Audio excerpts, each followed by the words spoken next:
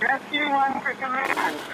We are in the upstairs of what I It's just dark. It's just dark and you can't see anything. It's very smoky and it's very hot. 30 years, that's how long this was just a day at the office for Dane Youngblum. It's really the most exciting career you could imagine. You get to help people all the time. That's what you do for a living, is help people. You could say running towards danger is in his blood. He's got 3 brothers. They're all firefighters too. They suggested I take the test and they told me they loved the job. But in the worst of situations, The only way to really put out a fire is you have to get to where it is. everybody is family. And there was a great group of guys to work with. Miss it a bit, but you gotta go, gotta retire sometime. Despite being in full-fledged retirement, fishing trips are only a memory There was 6 of us that went canoeing for 25 years in a row probably. of a time long ago. Retired Captain Dane Youngblum is one of the lucky ones. One of the guys died of cancer, and then another guy died of cancer. Out of the 6 of us, 5 of us have had some kind of cancer, and that was pretty shocking when I started thinking about it. It might seem odd that he considers himself lucky. He had his own skin cancer diagnosis just a few years ago. Pretty insignificant compared to some of my friends died from their cancers, and so I feel fortunate that way. That's reality for this generation of firefighters. For many, canoe trips after retirement don't exist. And when Wally died, he was kind of our leader, and then we just kind of didn't go on trips anymore after that. A recent study by the National Institute for Occupation Safety and Health found that about 68% of firefighters end up getting cancer. That's compared to around 22% of the general public. Research is pointing to carcinogens released into the air when a modern-day building goes up in flames. Toxic air that the older generation firefighters had no clue to avoid. Nobody's got a mask on. Nobody's even wearing one, but that's the way things were back then. Poisonous soot and smoke. It'd be black and there'd be melted tar all over it, and you could tell that guy's been deep in the fire. You know, he's been working hard at a lot of different fires. A badge of honor. It keeps coming out of you for days and days, and that's a sign that it's not good. These are the people that were on duty in 1928 when they got a new fire truck. That's how far stuff goes back here at the fire station. Today, the Duluth Fire Department is focused on learning from their predecessors' past mistakes, taking tough lessons. Now we know that smoke is terrible for you, and the residue that's left over from it can cause cancer. Sometimes from the ones who taught them all they know. I never worked with my dad, but I work with a lot of people who worked with him. Dylan Mills' father lived to see his son follow in his footsteps before he lost to the same battle that so many before him had fallen to. A tumor on his brain that they were able to operate on, and he battled cancer and its side effects for 4 or 5 years before he finally died.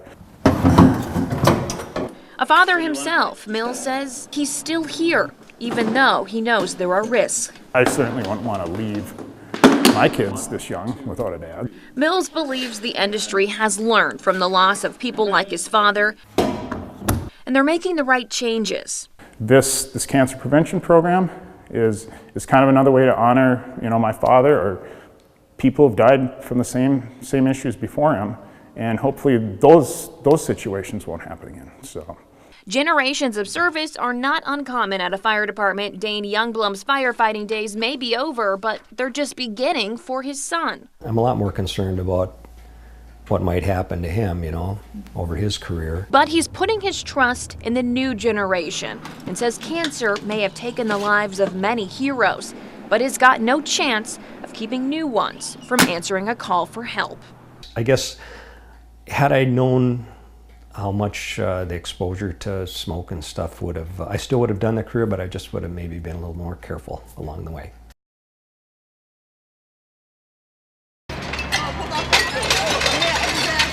It's a homeowner's worst nightmare, flames shooting out of the roof, a house disappearing in heavy smoke. Each fire scene like this starts as a home just like any other. So we invited Duluth Fire Captain Andy Goltz to explain to us what exactly happens to everything inside when it burns.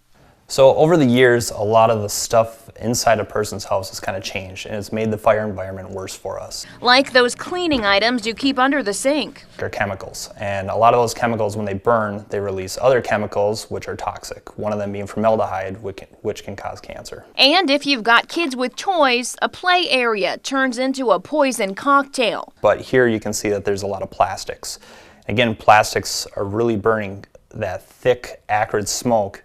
With that smoke, they're a lot sootier, and soot contains a lot of carcinogens. And in soot, you'll have arsenic, cadmium, chromium, and other chemicals as well, and those things are all toxic. Even what you might be sitting on right now, a sofa with flame retardants, actually isn't a firefighter's friend when it ignites. They think, oh, this is safe, this will actually be helpful in a fire, but it's not the case. It kind of depends, but in this situation, it's probably not a good thing. Actually, the state of Minnesota in 2015 banned 4 of the chemicals that are used for these flame retardants. Wool, wood, and basic materials are a thing of the past. Almost all modern homes have one thing in common. It's the entire house. It's everything. Yeah, plastic is so prevalent in our building materials and what we have in our homes. It's all over the place. Breathing in those chemicals can be avoided with proper gear, but what's really concerning the fire service is how all these substances are coming in contact with their skin. As the fire heats up, so do their bodies, and their skin can absorb up to 400 times more toxins from the air. I was just at a fire a couple days ago, and I took a shower this morning, and I could still smell smoke coming off of me. And it's not for a lack of trying to clean myself, it's because it's just in your skin, and it's slowly releasing. So that stuff's in there, and it causes cancer. It builds up over time. As part of a new cancer prevention program in Duluth, some changes have been made.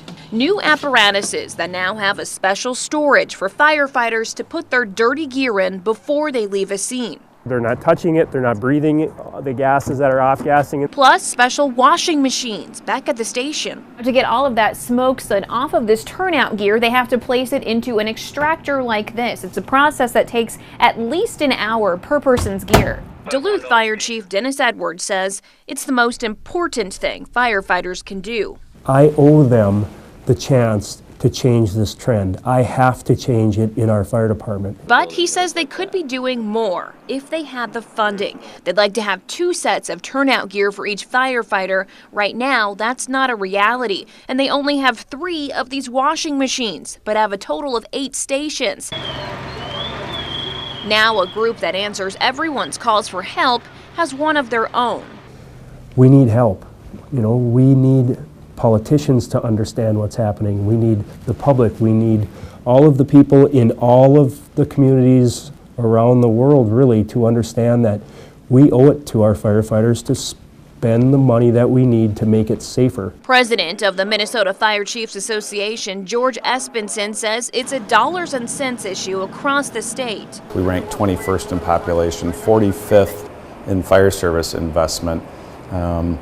For $15 million a year more, you can get up to 44th, and it takes $100 million to even get to 40th. And describes the Duluth department as a leader in the state for preventing cancer. The cost to get other smaller departments up to speed would be huge. A second set of turnout gear is $1,500, times 20,000 firefighters in the state of Minnesota. That's $3 million, if it was going to be done statewide. A new piece of apparatus is $300,000 to $500,000, maybe $1 million for a large tower truck. The gear extractor, well, installed, they're about $12,000 a piece, and there's 780 fire departments in the state of Minnesota. But Espenson believes protecting the people who protect us is priceless. If we're going to be in the business of having firefighters, then there's a certain fundamental level of cost, equipment, and infrastructure that you have to have in order to properly support those women and men